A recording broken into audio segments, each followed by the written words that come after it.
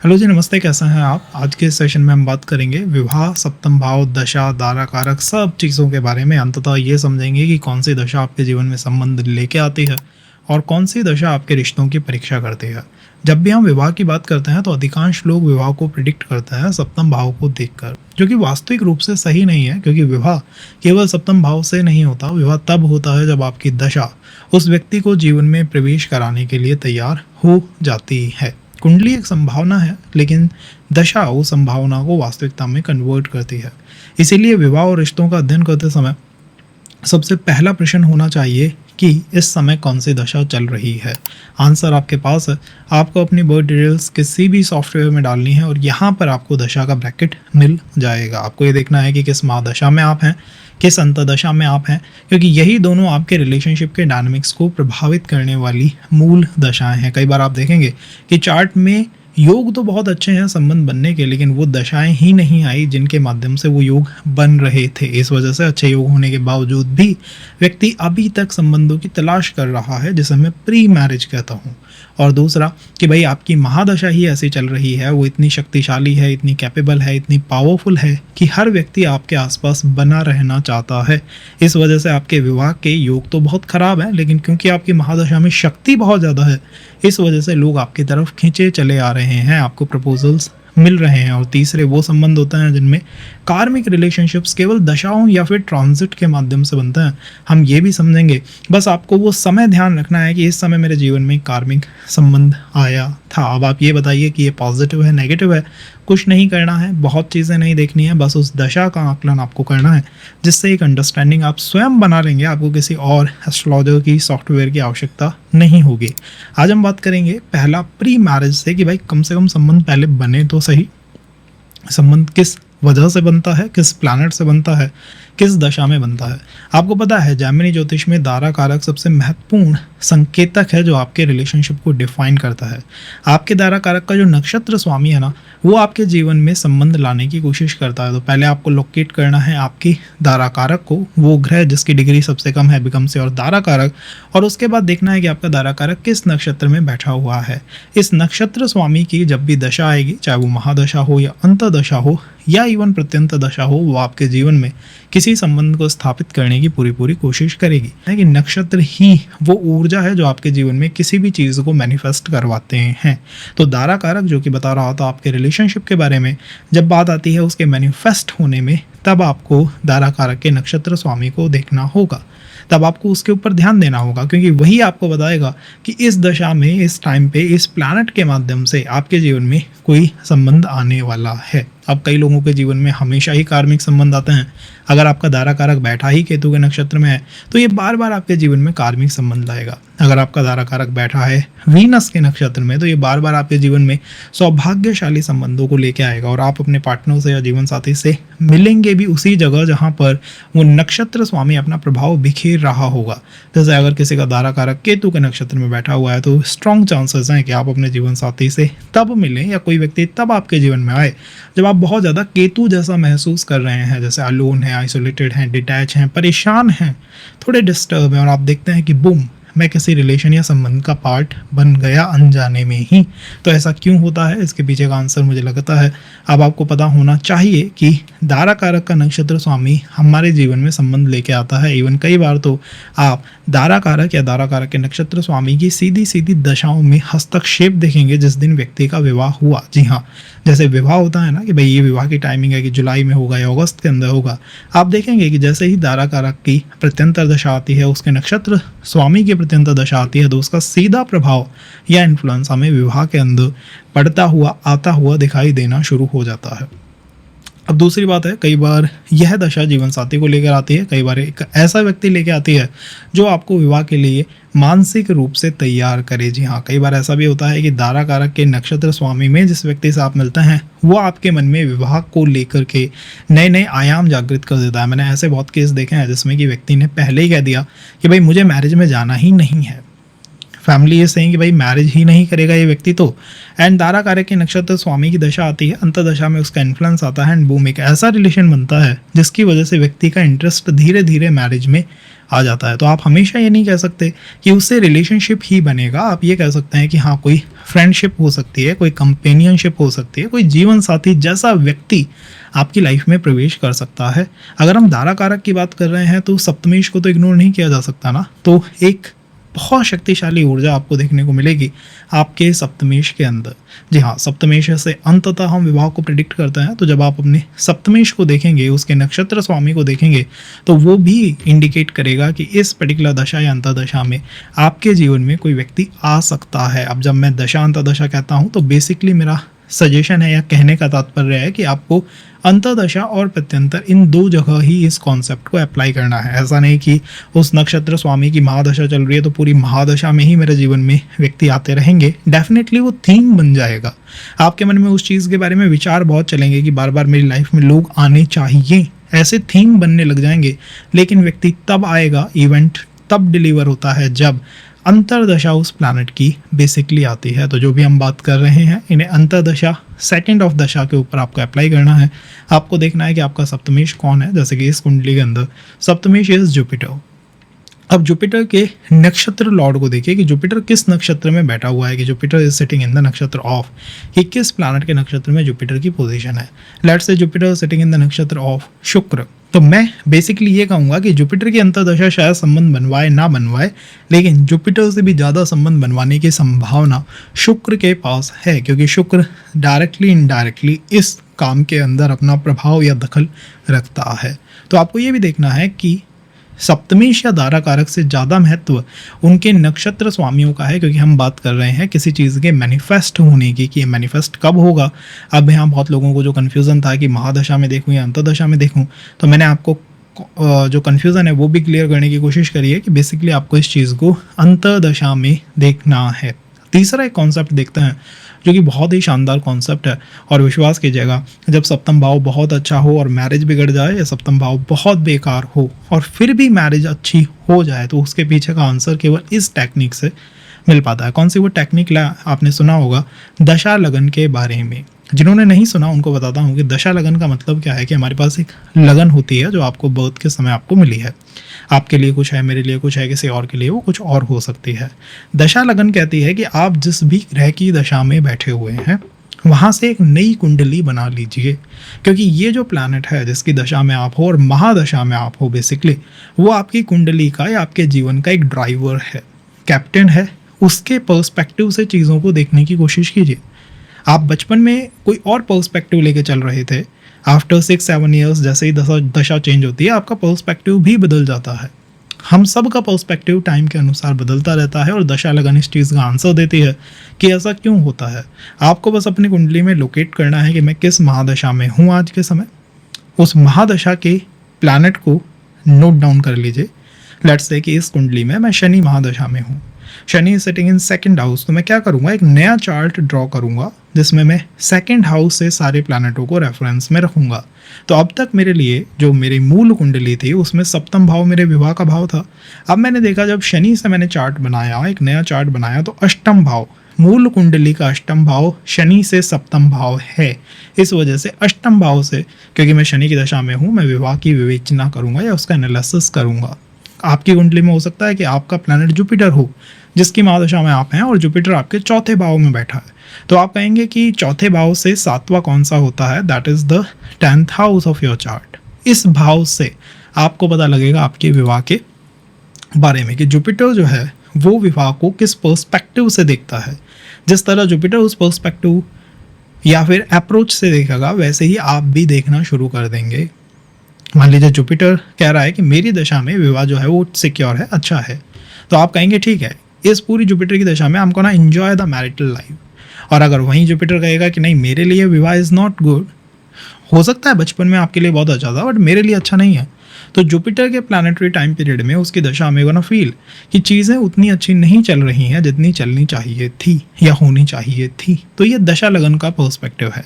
आप अपनी दशा लगन को निकालिए कि आप किस महादशा में है, वहाँ से एक नई कुंडली बनाइए। मेरा सजेशन सिंपल सा है, आप जिस महादशा में है उसको लोकेट करो, उस प्लैनेट को लोकेट करो, प्लैनेट को अपनी कुंडली में रखो और उससे बस एक पैरेलल लाइन, एक स्ट्रेट लाइन ड्रॉ कर लीजिए।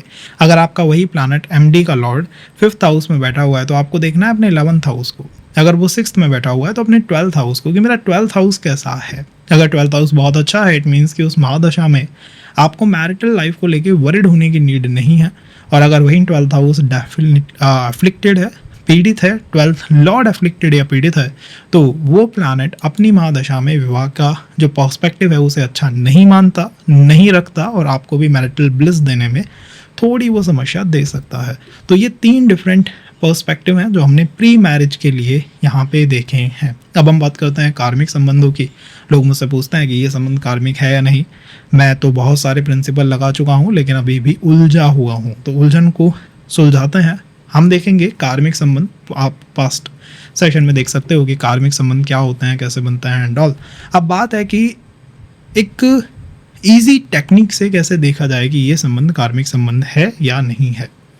ये संबंध कुछ मुझे लेसन सिखाने आया है या फिर मेरे कॉन्फिडेंस को, मेरी स्ट्रेंथ को, मेरे पोटेंशियल को बढ़ाने आया है।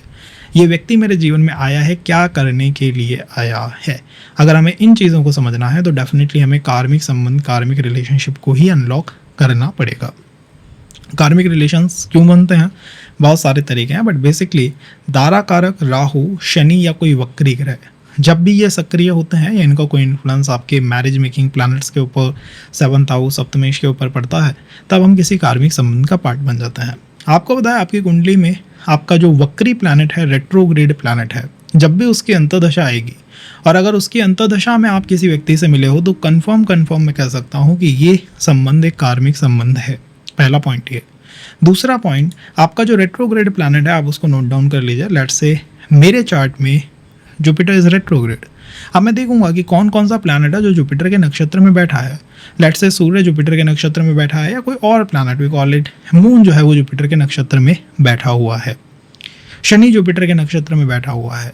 तो कितने प्लैनेट एक रेट्रोग्रेड प्लैनेट के साथ कोरिलेट कर रहे हैं, इससे भी कार्मिक रिलेशंस की इंटेंसिटी का पता लगता है कि हम कम कार्मिक रिलेशंस का पार्ट बनेंगे या अधिक कार्मिक रिलेशंस का पार्ट बनेंगे। और तीसरा, आप अपने दारा कारक, 7th लॉर्ड, इन दोनों प्लैनेटों को देखिए, इनका कनेक्शन क्या किसी रेट्रोग्रेड प्लैनेट या कंबस्ट प्लैनेट के साथ है क्या, और आपका जो जीवन साथी है क्या उन्हीं 2 टाइमिंग्स में आपकी लाइफ में आया है कि भाई हाँ, जब मैं रेट्रोग्रेड प्लैनेट की दशा में था तब ये पर्सन मेरी लाइफ में आया, या फिर मैं कंबस्ट प्लैनेट की दशा में था तब ये पर्सन मेरी लाइफ में आया। तो ये 2 भी स्ट्रॉन्ग इंडिकेशंस होते हैं जिनसे हम किसी कार्मिक रिलेशन का या कार्मिक संबंध का पार्ट बन जाते हैं। और आप बार बार पूछते रहते हैं कि भाई यही व्यक्ति मेरी ज़िंदगी में इस समय क्यों आया, क्या सबक सिखाने आया है, क्या बताने आया है, इसके जाने के बाद मैं पहले जैसा नहीं रहा। ये सारी जो चीज़ें हैं इनका आंसर आपके रेट्रोग्रेड प्लैनेट में निहित है। आपको बस ये देखना है कि आपकी कुंडली में कोई रेट्रोग्रेड प्लैनेट है क्या, अगर है तो क्या उसी की दशा में ये व्यक्ति आपकी लाइफ में आया है या उसकी दशा में ये नहीं आया है। इससे बहुत कुछ अपने आप में डिसाइड हो जाता है। अब आप कहेंगे कि ठीक है मेरी लाइफ में ये उसी प्लैनेट की दशा में आया है, तो पता है आपको रेट्रोग्रेड प्लैनेट की दशा में जो चीज़ें होती हैं बेसिकली वो एक पास्ट का इनकम्प्लीट लाइफ लेसन की तरह होती हैं। मतलब वो कुछ था जो आपको सीखना था बट क्योंकि सीख नहीं पाए इस वजह से व्यक्ति इस जीवन में आया है, लेकिन वो लेसन जैसे ही कंप्लीट होगा ये चला जाएगा।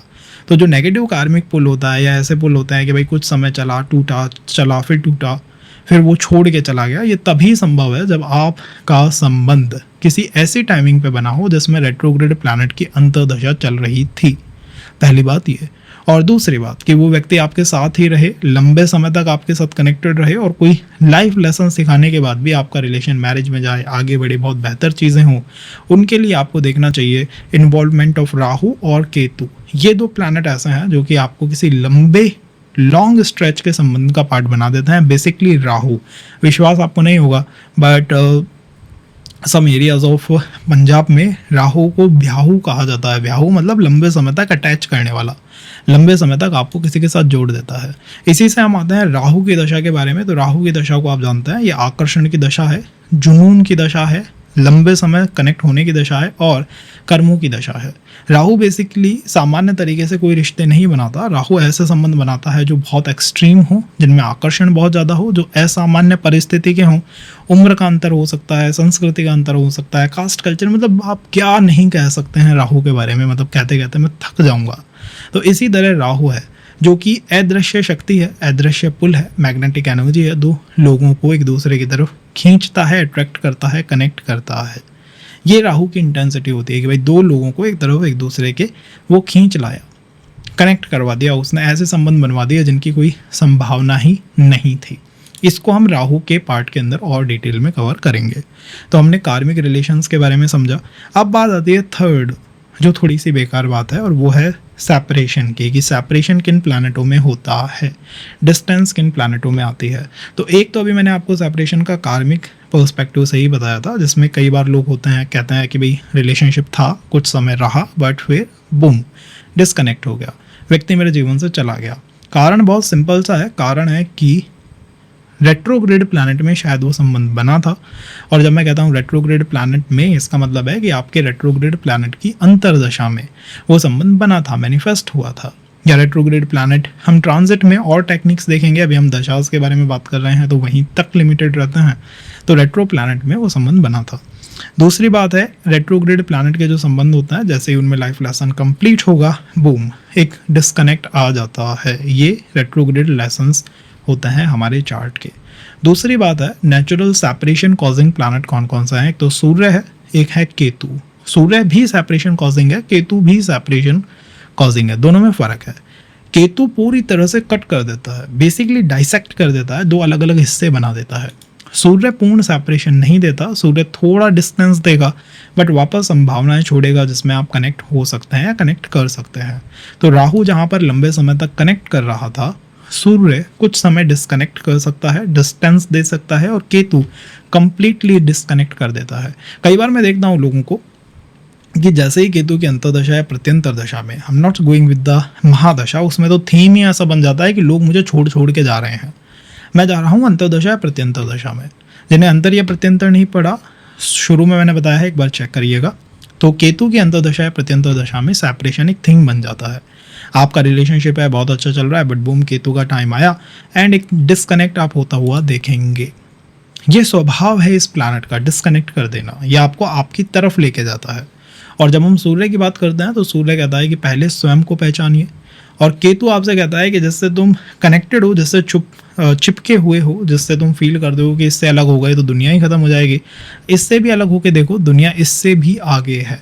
तो जब मैं सूर्य की अंतर्दशा या प्रत्यंतर दशा देखता हूँ तो मेरा मानना होता है कि थोड़ा डिस्टेंस आ सकता है, सेपरेशन हो सकता है, बट वापस रिकनेक्ट कर जाओगे। बट जैसे ही केतु आएगा, वो संबंध को कंप्लीट डिस्कनेक्शन की तरफ धकेल देता है। तो हमें बस केतु की दशा का, उसकी अंतर्दशा का, उसकी प्रत्यंतर दशा का ध्यान रखना चाहिए कि इसका टाइम पीरियड तो नहीं आ रहा, और अगर उसका टाइम पीरियड आ रहा है तो अपने पार्टनर को बुरा भला कहना बंद करो, क्योंकि आपका प्लैनेट ही सेपरेशन करवा रहा है। पार्टनर की या आपकी कोई गलती नहीं है, it just is happening cause of this planet. इस ग्रह की वजह से ये हो रहा है। इसके बाद हम बात करते हैं कि कौन से ऐसे प्लैनेट हो सकते हैं या कौन सी ऐसी दशाएं हो सकती हैं जो चीज़ों को डिफ़िकल्ट बना देती हैं रिलेशनशिप में। तो आपको अपनी महादशा देखनी है, अंतर्दशा देखनी है कि महादशा और अंतर्दशा कौन कौन से प्लैनेट की चल रही है। अब आपको ये देखना है कि प्लैनेट जिस भी भाव में मैं बताऊंगा, अगर आपका वहाँ बैठा हुआ है तो आप कुछ पर्टिकुलर इश्यूज़ अपने रिलेशनशिप में वही फील करेंगे जिनके बारे में मैं आपको बताऊंगा। मान लीजिए आपको ऐसे प्लैनेट की दशा चल रही है जो कि तीसरे भाव में बैठा हुआ है। तो तीसरे भाव में बैठे प्लैनेट की दशा में पता है आपको क्या दिक्कतें आती हैं, रिलेशनशिप हो या मैरिज हो, उसमें कास्ट की, कल्चर की, रिलीजन की या फिर मैच मेकिंग की समस्याएं आती हैं। Love marriage versus arrange marriage के डिलेमा थर्ड हाउस के दशा अंतर्दशा में ज़रूर बनते हैं, और कभी ना कभी ऐसा ज़रूर लगेगा आपको कि मेरी फैमिली, मेरे जो एल्डर्स हैं, उनकी जो सेइंग है वो बहुत ऑर्थोडॉक्स सेइंग है, या वो कुछ ऐसा कह रहे हैं जो कि मेरा पार्टनर कभी कर ही नहीं सकता, वो अपने अंदर ये बदलाव या ये चेंजेस ला ही नहीं सकता। तो अगर आप ऐसे प्लैनेट की दशा में हैं, अंतर्दशा में है जो कि तीसरे भाव में बैठा हुआ है, और अगर आप ये समस्याएं महसूस कर रहे हैं तो अपने सप्तमेश, सप्तम भाव, वीनस, दाराकारक, इनको बुरा भला कहना बंद करो। अपने पार्टनर को बुरा भला कहना बंद करो, क्योंकि ये आपके चार्ट में बैठा हुआ प्लैनेट इस भाव से ऐसी चीज़ें करवा रहा है या फिर बनवा रहा है। यहाँ पर व्यक्ति को अपने रिलेशन को, अपने संबंधों को लोगों को समझाने के लिए संघर्ष करना पड़ता है, थोड़ा परेशान होना पड़ता है। झकझोड़ के आपको ये रख देता है कि भाई मैं कहता कहता थक गया हूँ, हार गया हूँ, फिर भी लोग क्यों नहीं मान रहे। अगर वहीं आपकी महादशा अंतर्दशा का स्वामी कनेक्ट कर जाए 6th हाउस से, तो यहाँ पर पता है, यहाँ पर लव मैरिज के लिए या अपने फीलिंग्स को एक्सप्रेस करने के लिए सबसे कठिन परिस्थितियाँ बन जाती हैं। आपको ये दिखाई देगा कि आप और आपके पार्टनर के बीच में विवाद हो गया, गलतफहमियां हो गई, प्रतिस्पर्धा हो गई, टकराव आ गया, अहंकार आ गया, कानूनी प्रॉब्लम्स आ गई, कानूनी डिस्प्यूट्स आ गए। जब भी आपका दशा अंतर्दशा का स्वामी 6th हाउस के साथ कनेक्ट करेगा तो आप और आपके पार्टनर के बीच में आप ट्रबल्स को आते हुए देखेंगे। पहले में जहाँ ट्रबल्स थी फैमिली के साथ, वहाँ पर अब ये लिमिटेड टू पार्टनर हो गई है। अगर वहीं आपका दशा का स्वामी अष्टम भाव से जुड़ जाए या उसमें बैठ जाए, कनेक्ट कर जाए, तो दिक्कत केवल और केवल इमोशनल हो जाती हैं, साइकोलॉजिकल हो जाती हैं। कई बार लोग मुझसे कहते हैं कि मैं ट्रस्ट ही नहीं कर पा रहा, मैं बहुत इनसिक्योर हूँ, बहुत डिस्टर्ब हूँ, इमोशनली अप्स एंड डाउन्स का सामना कर रहा हूँ, शिकार हो गया हूँ। आप कोई कारण बता सकते हैं मेरी कुंडली में ऐसा क्यों है? मेरे तो 7th हाउस एंड ऑल सब बेहतर है। कारण बहुत सिंपल है कि आपका अष्टम भाव ये चीज़ें कर रहा है। और वहीं अगर आपके दशा का कोई भी संबंध आपके 12वें भाव से बन जाए, मान लीजिए वो उसमें जाके बैठा हुआ है, उसकी दशा आपको चल रही है, तो डिस्टेंस आपको आता हुआ दिखाई देगा और ईगो क्लैशेस होते हुए दिखाई देंगे। तो डिस्टेंस और ईगो क्लैशेस, ये दो प्रॉब्लम्स हैं 12th हाउस में बैठे प्लैनेट की, जिनका हमें ध्यान रखना चाहिए। चाहे हम मैच मेकिंग ही क्यों ना कर रहे हों, कई बार होता है मैच मेकिंग करके ये कह दिया कि भाई हाँ आपके गुण बहुत अच्छे मिल रहे हैं, चीज़ें बहुत अच्छी वर्कआउट करेंगी, बट फिर भी दिक्कतें हैं, फिर भी प्रॉब्लम्स है। कारण क्या है? आपका वो प्लैनेट जो उस भाव में बैठा हुआ है वो इन समस्याओं को जनरेट कर रहा है। विष्णु स्थान और लक्ष्मी स्थान, ये दो अलग अलग पर्सपेक्टिव हैं हमारे पास। चार्ट के जो केंद्र स्थान होते हैं 1 4 7 10, दे आर द विष्णु स्थाना। अगर आपकी दशा या अंतर्दशा का स्वामी 1 4 7 10 में बैठा हुआ है, ये इंडिकेट करता है विष्णु स्थान को। और लॉर्ड विष्णु, विष्णु स्थान, possibly you got the point कि आपकी दशा या अंतर्दशा का इन भावों से जुड़ना, 1 4 7 10 के साथ जुड़ना, उनमें बैठना, उनके साथ कनेक्ट करना। कनेक्ट करने का मतलब है उनमें जाके बैठ जाना। इंडिकेट करता है कि आप अपने रिलेशनशिप में बहुत कुछ क्रिएट करने वाले हैं। And according to me, Vishnu स्थान में बैठा हुआ प्लैनेट हमेशा संबंध को सर्वाइव करवाता है, बशर्ते वो केतु या सूर्य जैसा कोई प्लैनेट ना हो या रेट्रो ना हो। और दूसरे होते हैं लक्ष्मी स्थान। लक्ष्मी स्थान आर फर्स्ट 5 and 9। आपकी दशा अंतर्दशा का स्वामी अगर इनमें बैठा हुआ है, ये भी एक बहुत अच्छी इंडिकेशन है, बिकॉज लक्ष्मी स्थान are all about security, wealth, financial security and ultimately Lakshmi स्थान से आपको तरह का कंफर्ट जो रिलेशनशिप में चाहिए होता है वो मिलता रहता है। तो प्लैनेटों का केंद्र में होना, त्रिकोण में होना हमारे लिए हमेशा महत्वपूर्ण रहता है, अच्छा रहता है। तो ये हमने थर्ड पॉइंट समझा है कि कहाँ बैठे हुए प्लैनेट किस तरह के ups and downs relationship domain में रख के आते हैं, लेके आते हैं, बनाने की कोशिश करते हैं। चीज़ें बेहतर होंगी या फिर डिफ़िकल्ट होंगी, आप आराम से समझ सकते हो। और इसके अलावा भी कुछ समझना है तो let us know in the comment box, ताकि हम उस चीज़ के बारे में भी आपके लिए नए सेशंस बना पाएँ। अब हर प्लैनेट को देखते हैं कि प्लैनेट क्या लाइफ लेसन आपको रिलेशनशिप मैटर्स में देने की कोशिश करते हैं। ओके, तो आपकी महादशा का सीधा प्रभाव आपके संबंधों के ऊपर पड़ता है। अपने चार्ट में देखिए कि किस महादशा में आप हैं। अगर आप शुक्र की महादशा में हैं तो शुक्र की महादशा रिलेशनशिप को बनवा भी सकती है और उसका टेस्ट भी ले सकती है। कुछ लोग शुक्र की महादशा देखते ही कहते हैं कि भैया आप सीधे संबंध में हैं, संबंध में गए हैं, या आपका कोई ना कोई रिलेशनशिप रह लिया है। और आप कुछ लोग कमेंट में तुरंत कहेंगे नहीं मेरा तो कोई संबंध नहीं रहा है, मैं तो शुक्र की एमडी में ही हूँ। आपको ये समझना है कि शुक्र आपका बेहतर परफॉर्म कर रहा है या डिफ़िकल्ट कंडीशंस में है। बेहतर परफॉर्म करने का मतलब है कि शुक्र आपका केंद्र में है, आपका शुक्र त्रिकोण में है, आपका शुक्र एग्जॉल्टेड है या किसी उच्च के प्लैनेट के साथ बैठा हुआ है। अगर ऐसा है तो ये आपके जीवन में संबंध ला भी सकता है, संबंध शुरू भी करवा सकता है, विवाह के योग बनवा सकता है, अट्रैक्शन बढ़ा सकता है, आनंद के साथ साथ जीवन में कंफर्ट और संतुष्टि दोनों चीज़ें ला सकता है। आपके साथी के साथ आपका इमोशनल कनेक्ट बनवा देगा। वहीं अगर आपका शुक्र कठिन परिस्थितियों में है, लेट्स से आपका शुक्र 6ठे भाव में है, आपका शुक्र छठे भाव के स्वामी षष्ठे के साथ बैठा हुआ है। आपका शुक्र अष्टम भाव में बैठा हुआ है। आपका शुक्र नीच का होके बैठा हुआ है, किसी नीच के प्लैनेट के साथ है, रेट्रोग्रेड है, कंबस्ट है।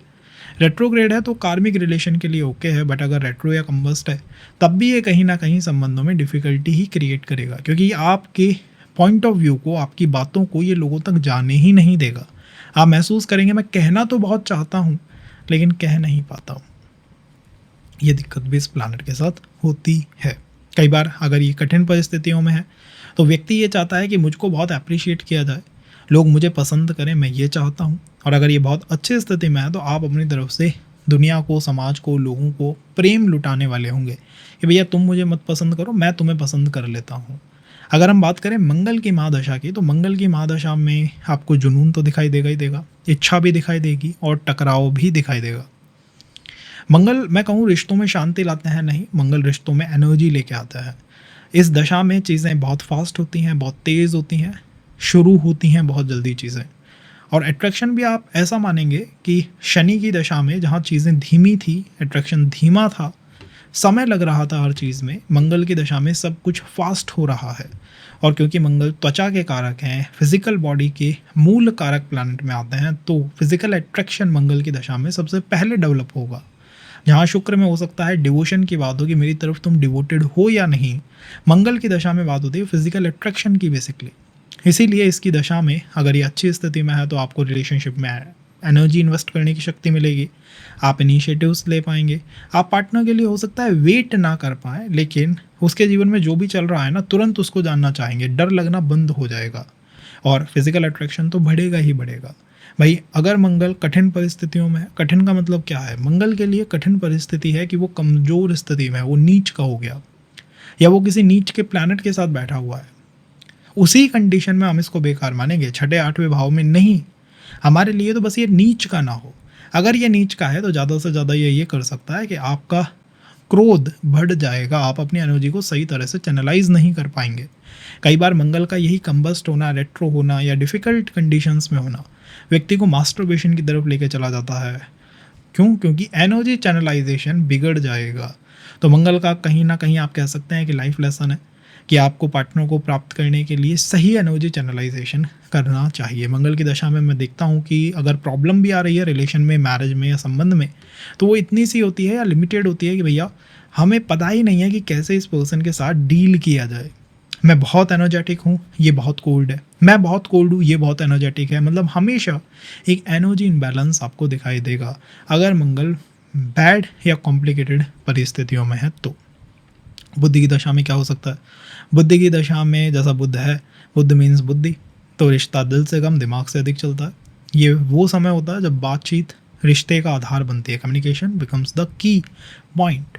अगर बुध बहुत अच्छी स्थिति में है तो आपको कम्युनिकेशन में, संवाद में कभी दिक्कत नहीं आने वाली है, क्योंकि बुध एक फ्रेंडली प्लैनेट है। तो फ्रेंडशिप्स ही रिलेशनशिप में कन्वर्ट हो जाए, समझदारी बहुत बढ़ जाए, गलत फहमियाँ कम हो जाए, कम्युनिकेशन एरर ख़त्म हो जाए, ये सब कुछ हो सकता है।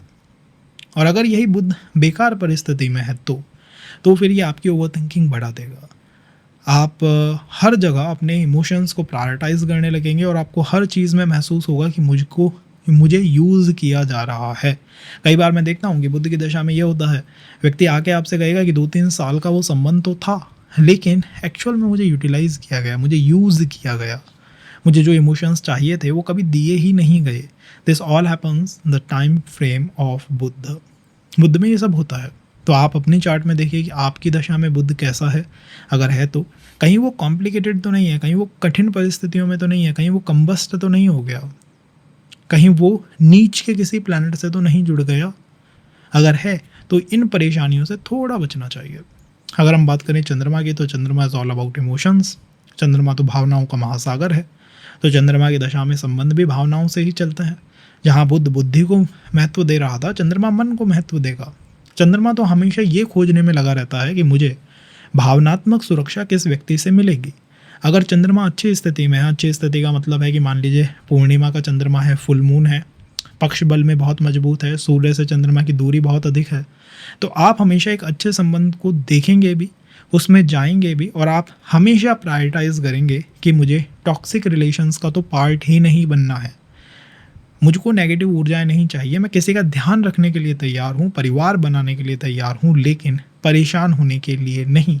वहीं अगर चंद्रमा किसी का मान लीजिए न्यू मून में है, मून सूर्य टुगेदर, या फिर चंद्रमा 6 से 12 में है और अष्टम भाव में है बेसिकली, और उसकी दशा या अंतर्दशा भी आपको चल रही है, और आपका जो संबंध बना है उसमें आपको अगर 1000 रेड फ्लैग भी दिख गए ना, कि इसमें मुझे 1000 रेड फ्लैग पहले ही दिख गए थे, तब भी आप कहेंगे यार एक बार देखते हैं ना, शायद चीज़ें बेहतर हो जाएं, अच्छी हो जाए। तो आप रेड फ्लैग की भी परवाह नहीं करते, आप एक टॉक्सिक रिलेशन की भी परवाह नहीं करते, आप एक टॉक्सिक रिलेशन को चाहने लग जाते हैं। मून का टाइम होता है और मून बेकार हो तो, अगर हम बात करें सूर्य की, तो सूर्य इज़ ऑल अबाउट आपका अस्तित्व। अगर सूर्य बहुत अच्छी स्थिति में है ना, तो आप ये मान के चलिएगा कि आप अपने अस्तित्व से ही अपने संबंध को बनाते हुए देखेंगे या बनते हुए देखेंगे।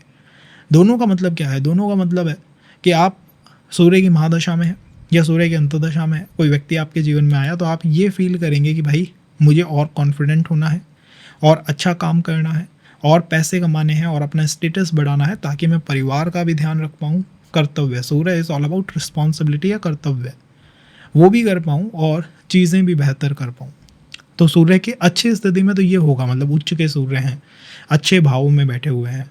और अगर वहीं सूर्य डिफ़िकल्ट कंडीशन में है, मान लीजिए कुंडली के बेकार भावों में 6 से 12 में है, 12वें में तो मरण स्थान हो जाता है, तो फिर सूर्य के बारे में मैंने आपको शुरू में भी बताया था, सूर्य मीन्स डिस्टेंस, तो तुरंत डिस्टेंस बढ़ जाएगी। और सूर्य की दशा में होता भी जनरली ऐसा ही है, जिस भाव में बैठे हैं उसकी वजह से डिस्टेंस हो जाती है। एक ऐसी कुंडली मेरे पास थी, सूर्य जो है 2nd हाउस में बैठे थे, वो पार्टनर, वो जीवन साथी जब भी कुछ बात कहता है, उसकी वाइफ ही वाइफ नहीं, उस वाइफ का पूरा परिवार उनसे दूर हो जाता है कि भैया ये बात जैसे ही मुंह खोलता है ना, डिस्टेंस हो जाती है। बात करें अगर हम शनि की, तो Shani is all about duty responsibility. अब मैं कहूँ कि शनि भी आपको जो है वो गुड रिलेशंस में लेके जाएगा, नहीं। शनि जिस तरह के प्लानट है कि भैया संबंध को मैच्योर तरीके से डील करो। आपके शनि अच्छी स्थिति में है, अच्छे प्लानट के रूप में काम कर रहे हैं, मान लीजिए कुंडली के केंद्र में है, त्रिकोण में है, या फिर 6 से 12 में है, तब भी हम कहेंगे कि अगर शनि अच्छी राशि में है, मित्र राशि में है, मित्र प्लानट जैसे कि बुध है, शुक्र है, इनके साथ हैं, तो आपके जीवन में जो संबंध आएगा वो स्थिर भी होगा, जिम्मेदार जीवन साथी मिलेगा, एक मैच्योर पर्सन मिलेगा। और मैंने देखा है कि शनि की महादशा या शनि की 7.5 से लोग डरते बहुत हैं कि शनि 7.5 आ गई है, अब तो मेरा संबंध बनेगा ही नहीं। बट इन एक्चुअल जो अच्छे संबंध होता है, या फिर जो मैरिज नहीं भी हो रही है जिन कुंडली में, ये भैया मैरिज के योग ही खत्म हो गए आपके, तो उनमें भी जैसे ही शनि 7.5 आई, व्यक्ति मैरिड हो गया। कारण क्या था? कारण बहुत सिंपल था, और कारण बस इतना था कि शनि की 7.5 आपको एक संबंध का पार्ट बना देती है। तो अगर आप शनि की महादशा में हैं तो एक चीज़ तो सिक्योर है, अगर आपकी कुंडली में योग नहीं है तब भी आपका विवाह हो जाएगा। शनि 7.5 में भी सेम पॉइंट रहता है, मैं ट्रांजिट में कभी उन्हें भी कवर करूँगा। सेकंड कि ये एक अच्छी बात है। कठिन स्थिति का मतलब है कि भाई शनि जो है वो बहुत कार्मिक प्लैनेट तो नहीं हो गए, जैसे रेट्रो हो गए, कंबस्ट हो गए, केतु के नक्षत्र में बैठ गए, ऐसा तो नहीं हो गया। क्योंकि शनि अगर कार्मिक प्लैनेट बन गए और ओवर कार्मिक प्लैनेट बन गए और उनकी दशा भी आपको आ गई, तो फिर क्या है, वो आपके जीवन में कार्मिक उथल पुथल मचा देंगे। अब कार्मिक उथल पुथल और मैरिज एक दूसरे से जुड़ी हुई चीज़ें नहीं है, लेकिन कार्मिक उथल पुथल भी किसी कारणवश ही तो होगी ना। ऐसा थोड़ी है कि किसी कंट्री पे कोई समस्या आ जाए और आपको कार्मिक दिक्कत हो, नहीं। आपके लिए कार्मिक उथल पुथल तब है जब आपके जीवन के मुख्य भाग में कोई दिक्कत हो, जैसे आप retro, combust, complicated, Shani Ketu के नक्षत्र ऐसे किसी प्लैनेट में है, उसकी दशा आ गई है, तो आपके जीवन में अकेलापन, दूरी, डिस्टेंस, ठंडापन, कोल्डनेस ये ला सकता है। और शनि की दशा के बारे में ये तो आप मान के चलेंगे कि शनि एक कोल्ड और एक ड्राई प्लैनेट है, इस वजह से फिजिकल संबंध या फिर एक बहुत इंजॉयमेंट भरा हुआ संबंध आप शनि से डिमांड नहीं कर सकते 4 दीवारी के भीतर, ये ध्यान रखिएगा। अगर वहीं ऐसे कोई कपल हों जो कि भाई पार्क में हमें घूमना पसंद है, हम तो एनजीओ की सेवा करते हैं, हम तो भाई स्पिरिचुअल लोग हैं, उनके लिए शनि की दशा से बेस्ट कोई दशा नहीं हो सकती। यही प्लैनेट का फेर है, 4 दीवारी में अच्छा नहीं महसूस होने देगा, लेकिन बाहर जाते ही gonna feel different, energetic as well. बात करें राहु की, तो राहु के बारे में मैंने पहले ही बताया कि राहु वो ग्रह है जिसमें जुनून भी है, कर्म भी है, संबंध में जाने की इच्छा भी है। राहु को भ्याहु कहा जाता है। आप राहु को हर स्थिति में अच्छा मान के चलिएगा। इवन अगर चार्ट के अंदर मैरिज के योग नहीं है, तब भी हम दशा में राहु को लोकेट कर लेता है कि राहु की दशा या अंतर्दशा जिनके कुंडली में योग ही नहीं है उनकी कुंडली में भी योग बनाने वाली संभावना रखती है। अगर अच्छी स्थिति में है तो तेजी से संबंध बनवा देगा, और अगर बैड स्थिति में है, बैड स्थिति का मतलब क्या है, जैसे पितृदोष लगा रखा है कि राहु सूर्य एक साथ बैठा है, राहु मान लीजिए सिंह राशि में बैठा हुआ है, राहु सूर्य के बहुत करीब है, तो इतनी सी समस्या देगा कि आपको हमेशा कंफ्यूज रखेगा आपकी रिलेशनशिप के प्रति। आपको विश्वास नहीं होगा। मेरे पास एक ऐसा ही पर्सन आया, उसकी राहु की कंडीशन ऐसी थी कि उनकी फैमिली में तीनों जनरेशन में 2-2 बार मैरिजेस हुई थी। मतलब फादर की भी हुई थी, ग्रैंडफादर की भी 2 मैरिजेस हुई थी और पर्सन की भी हो रही है। कारण बस इतना सा है कि उनको हमेशा अपने जीवन साथी पे चीटिंग का डर लगा रहता है कि चीट कर रहा है मेरे ऊपर। क्यों? क्योंकि राहु की कंडीशन कुछ ऐसी थी कि वो भ्रम, वो संशय उसने क्रिएट कर रखा था sitting in the zodiac of planet Surya with planet Surya itself. तो इसका भी हमें ध्यान रख के चलना चाहिए। अगर हम बात करें अबाउट केतु की दशा, तो केतु की दशा के बारे में जैसे मैंने आपसे कहा कि केतु की दशा जो है वो विरक्ति की दशा है। फिर भी मैंने ज़्यादातर जो इंटेंस संबंध बनते हुए देखे हैं कुछ समय के, कि 6 मंथ का बना, फिर 6 मंथ का, फिर 6 मंथ का, वो केतु की दशा में ही देखे हैं। केतु की महादशा में एक क्या आप ये मान के चलिएगा कि घर के या परिवार के सदस्यों के साथ भी जो हमारे संबंध होते हैं वो भी डिफ़िकल्ट हो जाते हैं। हमें लगता है कि हम इन लोगों को जानते ही नहीं हैं। इस वजह से केतु की महादशा में आपके जीवन में लोग आएंगे, लोग जाएंगे, आना जाना कंटिन्यूस चलता रहेगा। ये होता है केतु की महादशा में। अगर ये अच्छी है तो भी और बुरी है तब भी। अगर ये अच्छी है तो आपको अपने आप से रूबरू करवा देगी, हर बिगड़ता संबंध आपको अपने करीब लेके आएगा। और अगर ये बेकार है तो फिर ये आपको कंफ्यूज कर देगी कि भैया ये तुम्हारे साथ हो क्यों रहा है, ऐसा तुमने क्या किया था, कुछ गलत तो नहीं कर दिया था। इन्हीं चीज़ों के बारे में सोचते रहोगे। तो it is about Ketu. Ketu का हम एक अलग चैप्टर लेके आएंगे, that is about breakup Ketu and the present generation. इसके बाद अगर मैं बात करूं जुपिटर की दशा की, तो जुपिटर की दशा एक बहुत अच्छी दशा है। जुपिटर एक सात्विक प्लैनेट है, जैसे शनि है वैसे ही जुपिटर है। जुपिटर की महादशा या अंतर्दशा में जनरली जो व्यक्ति या जो संबंध बनते हैं वो लंबे भी होते हैं, टिकने वाले भी होते हैं, और उनमें समाज का योगदान आता ही आता है।